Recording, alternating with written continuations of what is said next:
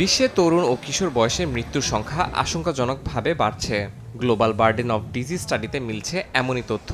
১৬,৫০০ বিজ্ঞানীর অংশগ্রহণে করা এই গবেষণায় দেখা যায়, গত ২ দশকে প্রাপ্তবয়স্কদের মৃত্যু কমলেও কিশোর ও তরুণদের মৃত্যু সংখ্যা বেড়েছে প্রায় ১৪%।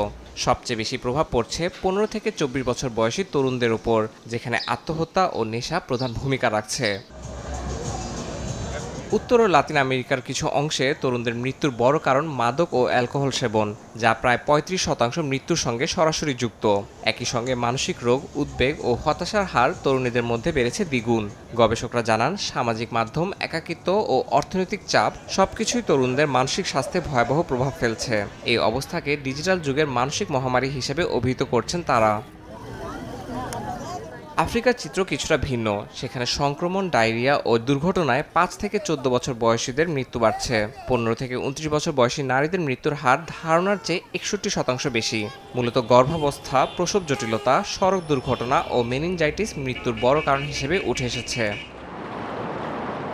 তবে গবেষণায় আরও দেখা গেছে, বিশ্বের যত অসুস্থতার ঘটনা ঘটে তার অর্ধেকই প্রতিরোধযোগ্য।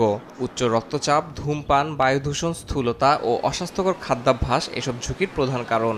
হার্টের রোগ ও ডায়াবেটিস এখন বিশ্বের মোট ২/৩ দখল করে আছে।